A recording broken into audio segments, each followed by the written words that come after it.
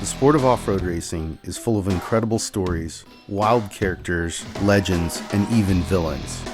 We cover it all on offroadracer.com, but there's only so much we can put down in an article. Sometimes we have to dig a little deeper, and that means sitting down with some of our industry's most influential characters and hitting record. Welcome to the Off-Road Racer podcast, a Mad Media production, made exclusively for offroadracer.com.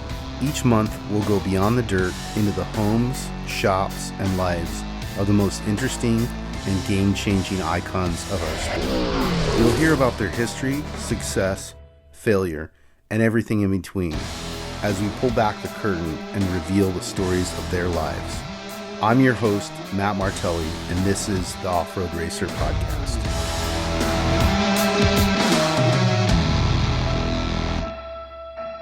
I'm Matt Martelli. This is the Off-Road Racer podcast, and I'm here with Johnny. I feel like you should have a nickname, Johnny Greaves. It's G-Paw nowadays, right? Oh, yeah, right? Yeah, that's right. Yeah. That's really cool.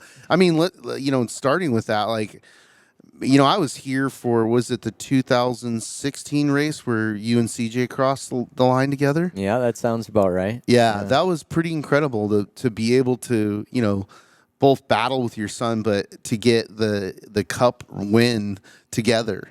Oh yeah, I mean, it's funny. I talk about that story multiple times, especially with Faye, because we're always trying to manipulate the start. I wouldn't say manipulate, but I always want to see a fair start. And I'm like, what did we do that year? Because I caught him in the gravel pit, on the white flag lap, and we raced around the finish line and went across the line side by side. You were battling. Yeah. He wasn't giving. No. He was like, no, I'm winning. And it was like Dad had to put an inside move on him and make sure it was nose to nose. Yeah. So, and there was one other year, me and Scott Taylor, he was in a Pro 2, and I caught him right in front of the barn here on the last lap. And we raced into the gravel pit, and, I beat him out of the gravel pit. But those were some amazing races, and the timing was just right. And it's so tough for these guys to lay out that cup race just perfect. You try to go off of, laps and times of the previous races, but it don't matter how they've been doing it lately. It's like, I'm not going to say it's a runaway, but there hasn't been any of those epic races that we had back then, especially that one with me and CJ was the closest finish, I think, in history, and some people thought it was staged. It wasn't staged. I was trying to win that race. I was there filming it. It was not staged, right? CJ was banging doors with you, I don't know. Maybe it's the technology and the improvement and how good the Pro 4s are now. I mean, they're pretty dialed. Yeah, but you take that race, like you go the race before, right, on a Sunday morning race, and they take our best laps, and we're like 2.5, maybe 3 seconds faster than them. So you put that into 10 laps, 30 seconds should be the number, right? And we have to go through them. So you'd think with a 30-second head start, it should be perfect in the end. In 30 seconds, it ain't even close. We'd kill them in 30 seconds. You got to give them 40, and then it's a pretty close race. But, then you'll have maybe one or two of the top Pro 2 guys drop out, and so now the whole thing changes, or same with Pro 4. It's a tough one, and everybody builds the hype, and that's what they come to see, and I just wish that race could just be great every year. We need one, so hopefully we'll get one this year. Yeah, no, I would like that. Yeah. Because I've been very lucky to be witness to such a good era of short course racing, really starting with the core era, and we were just talking about how much money the Baldwins threw at that and built just some unbelievable tracks, Chula Vista, Pomona, Elsinore, on and on. It's really crazy. It's funny because I'm really glad to be here now. Obviously, Crandon is Crandon. This is the Wrigley Field of short course off-road. Never disappoints. No, and it's funny because I get in these conversations with people and they're like, "Oh yeah, we need to change the track. We need to do all this stuff," and I'm like, "Not really. Not really. There will be drama. And I think to your point about the proximity of the Pro 2s and the Pro 4s in the Cup race, I think part of that is just the chaos theory. you're just throwing these guys out there, and you're like, yeah, we can stagger them, and we can, change all the stuff, but like it's gonna go down like it goes down, right? Yeah. Yeah, you never know who's going to get held up and who's going to get a flat, and I mean, we've had times where we've had a Pro 2 crash in turn 1. Yeah. And they can't stop the race, and we're sitting here going, "Are we going? I don't know. Are we going?" And we're wondering what the hell's going on, and then they dropped the flag and they dragged that thing over the berm as we were heading down to turn 1. Yeah. It was crazy. It's like, but I get it. Once it starts. It's got to go. And that's one of the things I really appreciate, not just about Crandon, but about short course racing, is that it hasn't been whitewashed with like, hey, we're going to make it so safe and so boring and, blah, blah, blah, blah. It's still totally wild. Yeah. It's not, like once a year, I get a bug up my butt to go see a stock car race, one of our local dirt track races, because I still love that.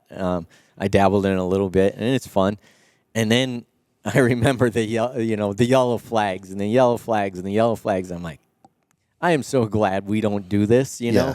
I mean, there's times where it's definitely sketchy for the safety guys, and my hat's off to those guys. I mean, I sometimes want to go out there and park my race truck sideways just to keep them safe, because they'll do whatever it takes to move that incident out of the way so the race can continue and we won't get a stop race or anything like that. But it's one of the few sports, like you said, they haven't got too carried away with that, and they're still kind of letting us race and still letting us be crazy. And as long as we as drivers respect those guys and respect the flagmen and everything and do what we're supposed to do, it shouldn't be a problem, right? You see a yellow, you should just slow down, let those guys do your job. Nobody should catch you. Everybody do their thing, and there's no reason you can't keep going to racing. I'd rather do that than stop a race every time and have to restart. So, yeah.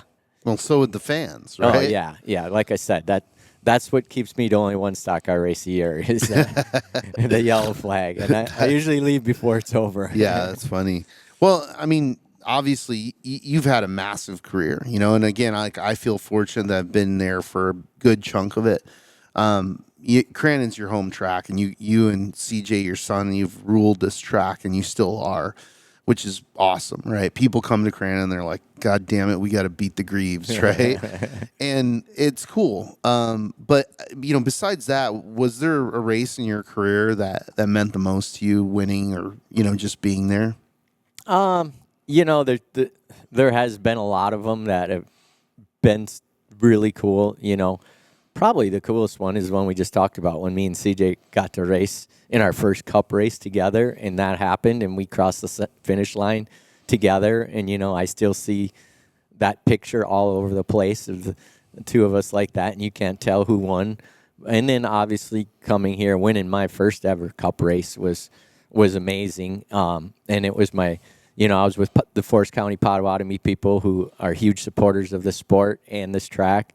And they were one of my sponsors, and Monster just came on board, and it was just like, man, I couldn't have done it at a more perfect time. The sport was growing crazy, and TV and sponsors, and everybody was getting involved. And yeah, you win a race like that, and it's like your career's on the way. Yeah, yeah, and it hooks you, right? Oh yeah.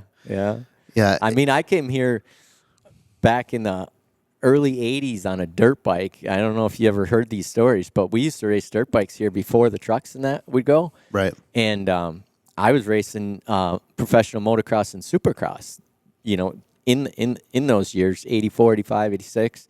And I heard about this, and I think it was probably 85. It was the first year that it had gone to this short course track, and they weren't using the woods loop and all that.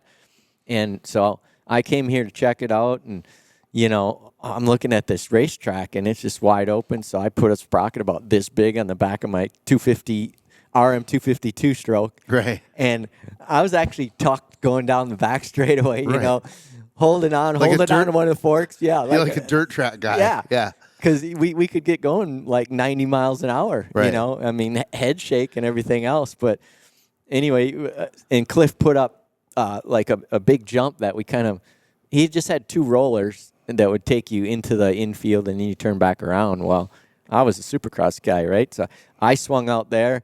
I hit that sucker, doubled it, waved to the crowd. Every time I'd go over it, I would do another trick. Right. And got done with the race, and Cliff calls me up in the booth there, and he's like, "Son, I don't know where the hell you come from, but if you do that every time you hit that jump, I got a fresh $100 bill for you." And I said, "I will do that all day long for that $100 bill." So that's how me and Cliff met, and that's how I discovered off-road in Crandon. Was I came here on a dirt bike just to see what it was all about, and won all the motorcycle classes, which was really cool, and the money was really good. So like it was on my radar every year. I came here once or twice more on a motorcycle, and then the last time here, I traded my dirt bike on the way out of the parking lot for a 1600 buggy, and that was my start to off road right here at Crandon. That's pretty rad. Yeah.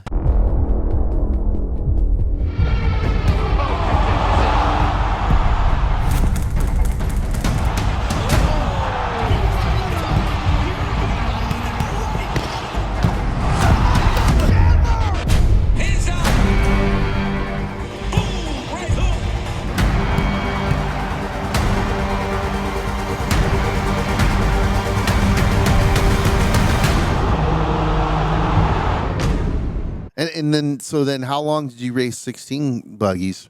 Oh, quite a few years. I'll bet you 4 to 5 years. Yeah. Did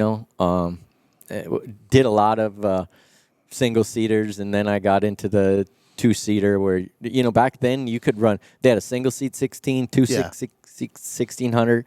So you could take Just that like one desert. car and race that a lot in the weekend, So it made it financially smarter decision is to get a 2-seater, race single seat, 2-seat, and then you would have a little showdown race on Sunday with the singles and 2 seats together. And so I'd race, I think, 3 times a weekend and win a bunch of money. And I'm like, I'm quitting my job. This is what I'm doing. Right.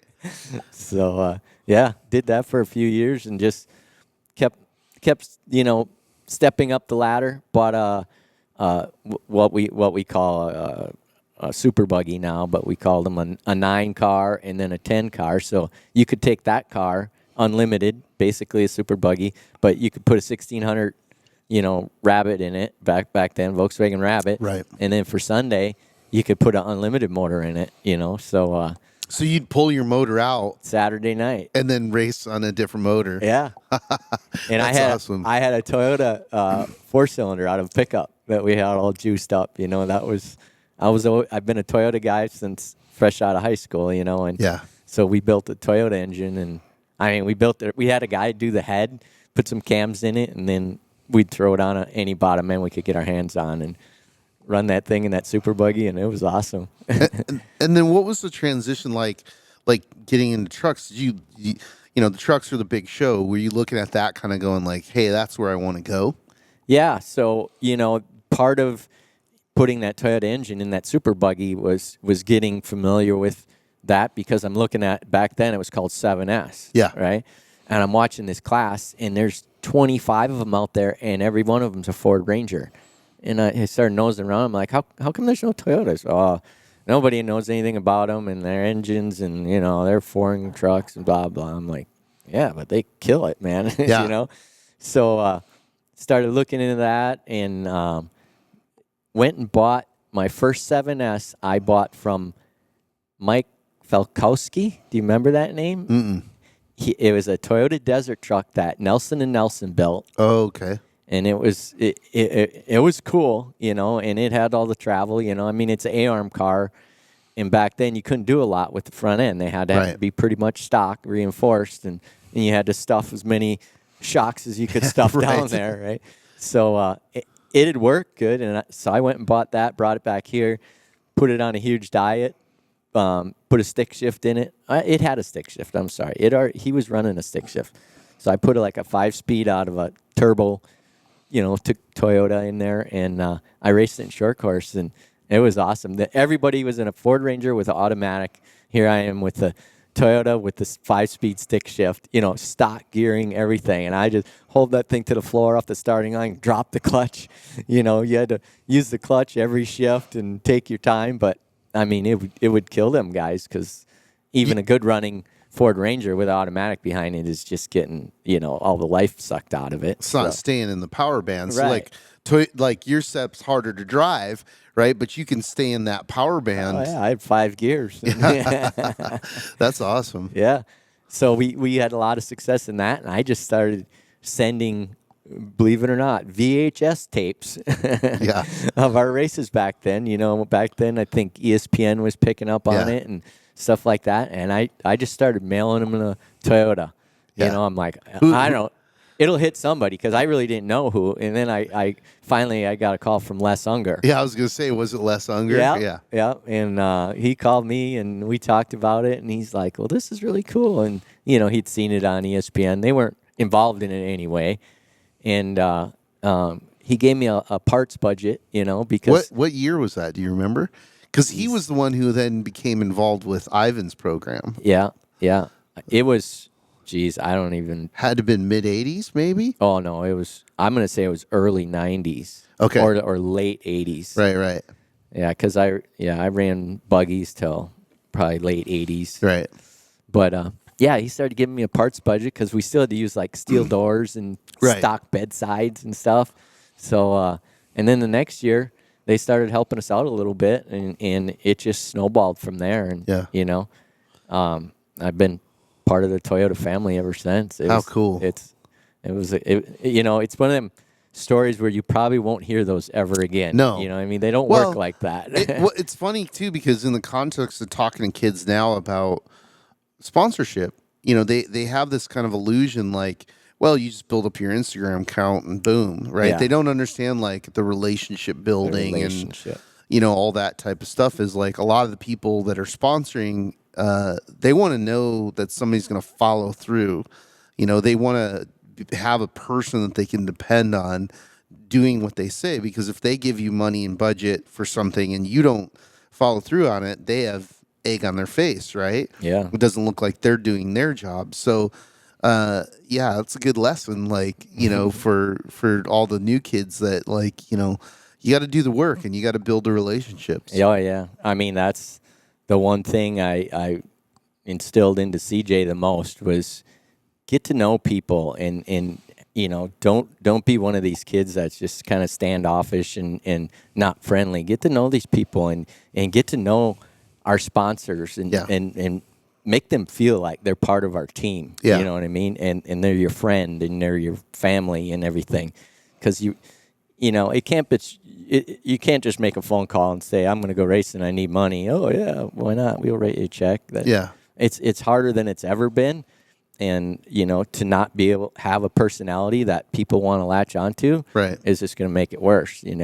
Obviously there's the social media side of it. Sure. That's important. But I consider myself pretty fortunate because I'm so old school. There wasn't even Facebook when I was racing. So. I to this day, I even tell any sponsors that get involved with us, if you're looking for that social media giant, it ain't me. Yeah. I'm the guy that's going to, I have a fan following at the racetrack. I'm going to win you races. If that's the kind of stuff you want, I'm your guy. Well, you have decades of followers, right? Like, again, I've been fortunate in spending time here with you guys and seeing like how you handle the fans after the race with you're handing them all the pieces of your truck. You guys are, slicing up your bedsides and signing them and handing them. And, I just remember being in, I think it was Chicago, and it was miserable. It was cold. It was raining, but you still had a line of people at your pit, and you had one guy hitting, the bodywork with the Sawzall because there were so many people. You wanted to give everybody like a piece, right? So it's like, we only have one piece. Cut it in 40 pieces, right? And it was just, I remember just going like, hey, I want to go to the hotel, right? But we hung out for hours in the rain until all those pieces of the truck were signed and handed out. So it just shows, you do that for a few decades, and Yeah. you build up a following. Yeah, yeah, and our following here at Crandon is amazing. Same thing. I mean, we put a lot of effort into making it cool for the fan experience. Like this weekend, my wife, she's a fanatic. She's crazy. I mean, she's built all these table placements out of Monster cans, and they light up and flash, and all these gift baskets, and they're full of anything you can think of. All different sponsors and Monster stuff that maybe you can't get, and she goes above and beyond calling people getting stuff, and we're gonna raffle off another one of my original classic helmets. Rad. And last year we raised like $7,500, and I gave 3/4 of it back to the Pro 4 class. Oh, wow. And we actually we drew numbers. The guys in the class, we had their numbers, and we drew numbers of who's going to get it. Because I Right. said, I'm not going to go first, second, third, fourth, or whatever, because Yeah. those are the guys that really didn't need it. And honestly, I didn't even put my name or CJ's name or maybe Kyle LeDuc's. I didn't even put us guys in there because these aren't the guys I'm doing this for. And it was cool. Cole Mamer won a bunch of money, and maybe Jimmy Henderson, a couple guys, that really probably could have used it at that time.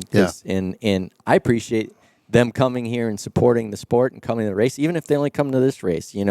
I think RJ, he was even one of the guys who won, and he wanted to give it back. And I'm like, well, don't give it to me. Then, Pass it to the next guy. Do something with it, Yeah. whatever you want to do. But, we need those guys, and hopefully we can reel them back in one day. Well, because you were one of those guys, yeah, right? Yeah. So Mitch, why is this bike so drippy? It's our 23 race bike. We can start up front, work our way to the back. Bones can tell you about the suspension. The rear shock is one of the most critical parts of the bike. Pegs with the titanium mounts. Kashima coating here. Anti-gravity lightweight battery. Young's Modulus. Horse and a half. Works Chassis Lab. More tie than a space shuttle. Really? I might need that repeated. This thing slaps. Slaps. Oh, you should have told me that earlier. And it's been a little bit of rocky road and off road. Last couple of years have been actually pretty good, but before that it was up and down, and we had to put a lot of effort into keeping the sport back here alive. There was Lucas still going on, and so we did a lot of things just to keep it going and cross our fingers that something good happens. And next thing you know, here we are. It's back to where it probably was at its prime years ago, and it may be taking that next level jump here anytime. So it's pretty exciting. Yeah, it is. I mean, again, being through the entire process of racing during the years of Core and the Baldwin spending just huge amounts of money to move the sport forward, then that going away and having the Lucas Oil era, which they did some positive things, but they weren't. They were there to use it as a marketing tool, which is totally fine. Right. But it wasn't like the investment the Baldwins were making. The Baldwins were in it to try and make it the biggest motorsport in the world, which was fun while it lasted, right? But He was getting close. it I was. think he was close. It was very close. I mean, I was privy to some of the conversations that were going on with networks and bigger sponsors, and we were a year, 2 years away from having bigger sponsors come in and network pick it up. And it's unfortunate that the housing market crashed, which caused them to pull out.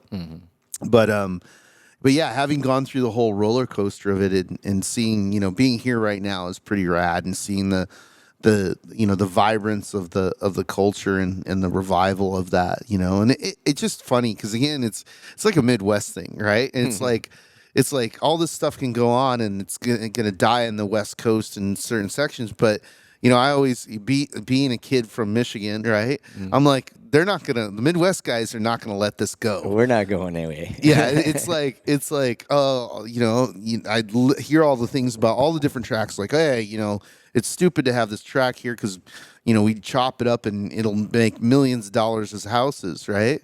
Well, that's pretty boring. Yeah. You know what I mean? And that's not why people get out of bed in the morning, right? Yeah. So it's just one of those things where I always go, oh, okay, that's what you're going to do. Well, I can tell you what, Midwest is still going to be there. Yeah. You know?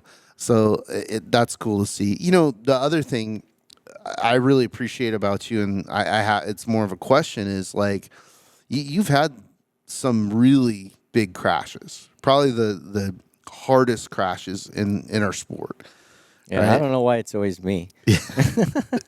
But like there were several points where, you know, I think people would have said, "Hey, I've had enough." Why did you keep coming back? I'm stupid. You know, like I said earlier, I mean, I was a motocross, supercross guy, and being from the Midwest, I never got what I felt was a fair shot and a lot of opportunities that you know the East Coast guys did and the West Coast guys did, and you know I had to I would go and race the national and then drive back home and work at the lumber yard for 4 or 5 days and load up my box van and take back off. I mean, there was no practice and a little bit of training in between, so you know I learned how to do it the hard way and hit the ground a lot. And you know, fortunately in motocross I didn't bust any major bones. I busted a lot of little bones, you know, just about every finger and elbow and nose and things like that. But didn't have any real major injuries. But it made me always get back up and get going. And you know, I got a picture of me racing Pontiac, and I still had a cast on my wrist.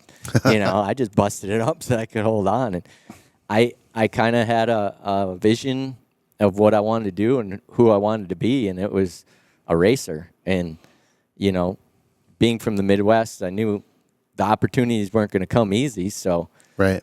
better make them happen, you know. And when I got into off-road and got some good sponsors and had a lot of great opportunities and good equipment, I mean, I drove harder than I probably should have, you know, always pushed it, I mean, as hard as I could, you know, and probably past the limit of the vehicles back then. You know, there was a lot of times where, I mean, if it couldn't be done, I would still try it and maybe crash doing it, you know. Or there was times where something would happen to my on one of the big crashes here in turn one at Crandon. The truck was missing all the way off the start, right? And that's when there was 25 Pro 4s, and it's missing and popping, and I'm like, are you kidding me? I was so pissed. I'm halfway down the straightaway. It clears up and starts taking off, and I'm like, I'm going to get him in turn one. And I'm already 5 truck lengths back, and when they all shut off, I just held it on, passed them all back, and then rolled. Yeah. Imagine that. That was the one where you went into the rail. Yeah. Yeah, I was there for that one. That was scary, man. Yeah. Like that's what I mean. It's like, so that one, and then we were talking earlier about Pomona, because Pomona was scary because you ended up detaching your retinas, right? Yeah. And so you couldn't see, right? So it's like you have this crash and you're getting cleared from the car, and I was standing right there, and I remember hearing everything happen and just being like, oh shit, like something is seriously wrong. I remember being like sick to my stomach and terrified, and especially because that you came up and there was pavement. That track had been cut into the parking lot at Pomona, and you know it was steel to pavement. Yeah. So that race, I don't. There was only maybe 1 or 2 laps left, and I don't remember a whole lot about that race. I was either first or second or whatever, and we came down the front straightaway, landed off the jump, and it broke something in the drive line, and I only had 1-wheel drive or 2-wheel drive or something, and there's crazy me again. I'm not going to let off. You know, the herps are right on my butt, and I'm still going to try to beat them. And we go onto the pavement, and the thing's just all loose, and I still tried to hold them off, and we connected, and it hooked the truck. And then, yeah, the minute it hooked on the pavement, it just started barrel rolling, and you know, the impacts on the blacktop were so violent. It was crazy. You know, until that you experience that, you don't understand how much the dirt absorbs the shock. You know, you can do that same crash on the dirt, and it don't even phase you. But on the blacktop, yeah, that one was lights out. You know, Yeah. it was crazy because when I finally came to, I swore I had mud on my face because I could feel something, on my eyes, and I went to, clear it, and my shield was still down, and that's when I went, oh shit, and I put my shield up, and that's when I realized my eyeballs were halfway hanging out. I mean, they weren't out of the sockets, but they were bulged way out where it felt like there was two baseballs instead of eyeballs, and I just freaked out and I shoved them back in, and then the blood covered them. Curtain closed. I couldn't see nothing, and that was a scary feeling.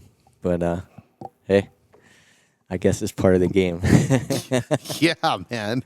Well, yeah, it was. It's funny because in being a promoter and building tracks and stuff, that's like one of those things where like I've been there for a lot of these experiences, and I'm like, we're not racing on pavement. We're not doing that, right? Especially out of a jump, right? The way it came, and also like seeing what was happening to the cars where they could slide on dirt, but as soon as they hit the pavement, they would hook up and just rocket super violent. I was like, wow, like how do you account for that in your brain? You're like, okay, we're good. Okay, now we're going, right? It's pretty crazy. Yeah, it would go from like a nice drift to all of a sudden hooked up and push, and you couldn't get them to turn, and yeah, it was definitely a different beast. That's what I was saying is like, do you think that's? I mean, I appreciate that about you is like you've had all these challenges, these crashes, and and then all the other stuff that you're one of these people who doesn't really air it out publicly, but sponsors bailing out on you and whatever it is, right? But you're like, you just keep coming, and I know in the desert that's like a tenement of like, yeah, we just never ever give up. Like that's first you're going to get to the finish line. Yeah. And then everything's going to get sorted beyond that, but you just don't give up. Is that kind of how you feel about this whole thing? Yeah, I mean, obviously now I've been around it so long, and I'm getting older, and my mindset's probably changed a little bit. I mean, I had that good crash this spring at the beginning of the season, and that one kind of opened my eyes a little bit because it was another violent one where it hooked, it barrel rolled down the track, and we were on a banked oval stock car track, and when it went over the guardrail, there was no catch fence.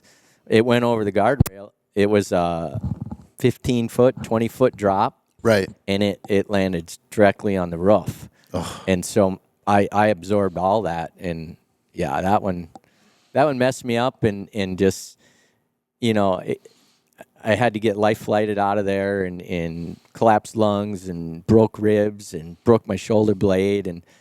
And after that one, I was like, all right, maybe it's time. Maybe that should be the last crash, but you're here at Crandon. But I'm here at Crandon, and it's taken me the better part of the summer to shake it off. Where I was telling my wife, that stuff used to never bother me. That crash I had here that we were just talking about, we fixed that truck in like 4 days. I came back here. I said, I'm going to hit that turn faster than I did that day. Right. I'm not leaving until I can hit that turn without lifting. And then we had to pack up and head to California for a race. So I needed my confidence back. And back then, it really wasn't a problem. I didn't care. Let's fix the truck. Let's go hit that turn. Yeah. All right, Chase. Number 23. It's 2023. This championship's yours. Let's show these guys what's up. Easy, boys. It's not over yet. Big dog still gotta eat. Whatever you say, big dog. Seriously? These fools think I'm pride? They know the deal.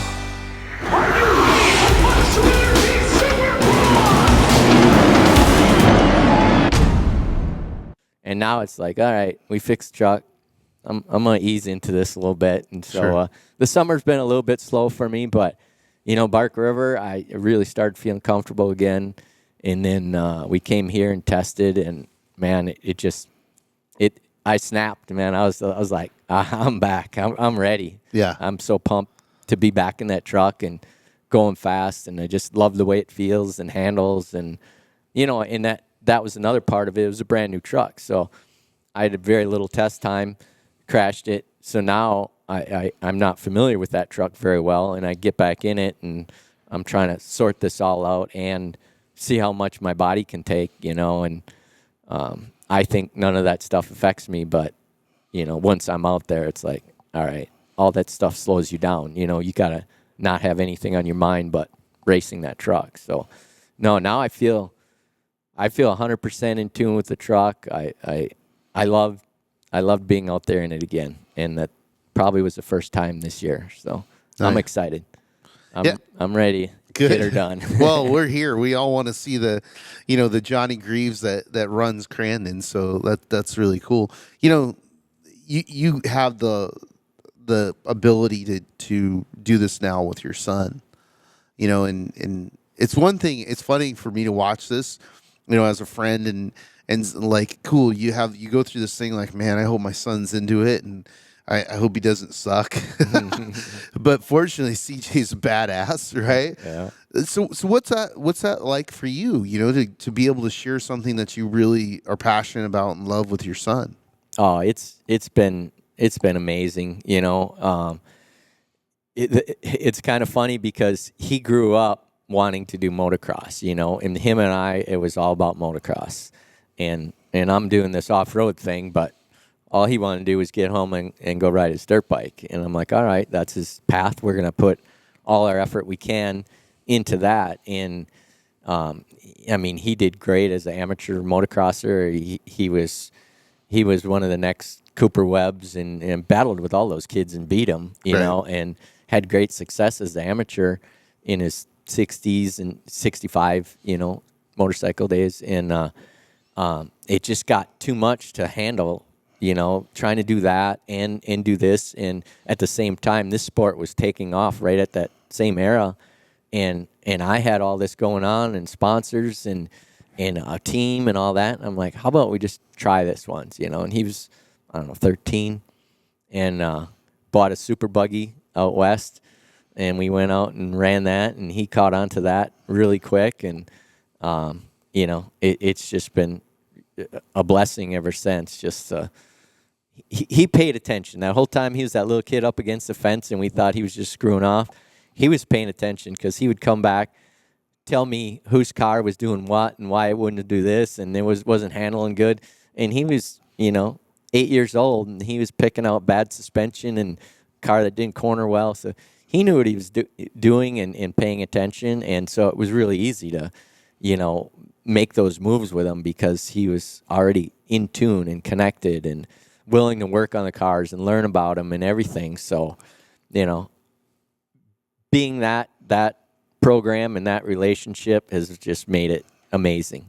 We work together every day in the shop. We race together. Yeah, we've had our days on the racetrack too, but we can work those out. And now seeing him, basically be the champ every class he's been in, it don't bother me at all when he beats me or wins or whatever, and even if he wasn't under my tent, right? If he was driving for somebody else and he's still my son, and I know, the groundwork we laid to make him successful, I'd be fine with it. So yeah, it's an amazing thing.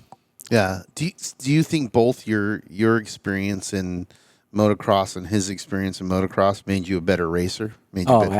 Absolutely. Me and Ricky Johnson used to talk about this all the time, and Jeremy McGrath. He raced for us for a while, and it was so easy to adapt to the four wheels. Maybe not the vehicle itself, understand the vehicle, but we're basically racing on a big motocross track, right? So we know how to work the lines and work the dirt and set up and everything. And that part came easy, right? Now just figure out the vehicle and what makes it tick and what makes it work for you.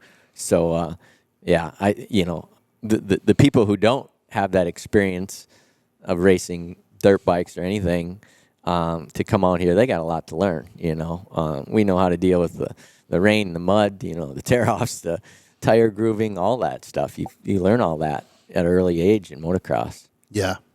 Yeah, no, that's rad. Have you counted all your wins? No. That's, I mean, so many people have gotten me on me about that, and I'm like, it's not that I don't care. I kind of do, and I will more probably someday. But I'm just not that guy. Like, I'm not gonna. Even if I knew right now, I probably wouldn't advertise it because it means something to me. But I don't think it's one of them things I need to tell everybody about. Oh, I got 2,000 wins, and you don't. I mean, I know how many Pro 4 wins I got because Ken Stout won't stop telling me. So 102 is the most you're going to see in a long time. Yeah. No, that's cool. I mean, and I ask that only because, like, you are,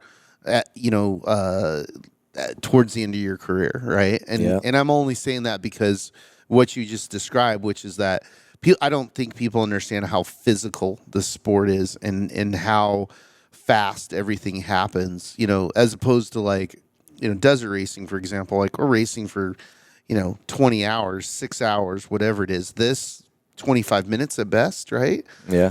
So, and there is no off. There's no like, I'm going to chill for this lap. It is a brawl from the drop of that flag to the green flag. And it's a game of inches, and it's really exciting form of racing to watch. But from a racing standpoint, again, it's been interesting because I've had the opportunity to take some people from desert and put them into this, and not all of them have made it. A lot of them have said, I'm good, man. Yeah. I don't need this 25 minutes of mayhem Yeah. in my life. I'll go out and race in the desert, and I can make mistakes and nobody sees them, right? So, what do you feel like you have left to accomplish in your career? Really nothing. I mean, if it was over this year, I would be totally fine with that. My plans are to go one more year and then see what happens. I want to keep the team going as it is. I'd love to continue with the 2 Pro 4s, and we have plans for, another driver to fill that spot. But who knows? I mean, that's going to be up to sponsors and everything else. It's so crazy because my sponsors, I'm like, all right, guys, when am I done? You can do this as long as you want. We got your back. They're like, yo, we got stem cells now. Yeah. You're good for another 5. I We're don't going to jack want to you up. hear that. Just tell me when to be done. Tell me when you don't want me out there anymore. And so basically, it's left up to me. Yeah. And there'll be one more year, and we'll see. We'll see if next year is the retirement year or not. I don't know. Yeah. I mean, if things go great this weekend and I haul butt, I'm going to be rejuvenated for a while. Sure. So. Yeah. No, absolutely. I think that's cool, though, that you're considering adding a new driver because, obviously, your knowledge base and experience has helped CJ, right? And whoever would be underneath your umbrella, it would also be a tremendous help to get them up to speed. And that's something that I think is really important in our culture is that transfer of knowledge. I was doing a podcast with Ivan Stewart, and I was like, so he said so many smart things to me that I don't think kids know today, about, being a hero, right? And how you carry yourself and the things that you do and, the discipline of being physically fit and just all these different things. And I'm like, man, we need like an Ivan Ironman school. Yeah. So that we shape the future of off-road racing. So I think it's really that idea that you're going to have somebody underneath your tent, in addition to CJ, obviously, I think is really cool and really important, Yeah. No, I'm it's going to be another chapter in my life that I'm looking forward to, being a team owner, manager, and just growing this team and making sure it stays on top. Yeah. Yeah, well, I'm excited, and we were talking earlier. We're going to have you guys do some short course at the Mint next year, so that'll be cool to bring you guys out on the West Coast and like old times. So yeah, I can't wait for that. That'll be good. Well, I know you're busy. Thank you for taking the time, and good luck this weekend. All right, thank you. All right. Thanks for having us. Absolutely. Racing against your dad is something that 90% of the racers in the world will never get. I've accomplished everything I wanted to do, and now he's just like taking the reins. I want to be remembered for being a huge part of short course, not just racing, keeping it alive, helping it grow. If it comes down to the last weekend and I'm in it, the boys better watch out.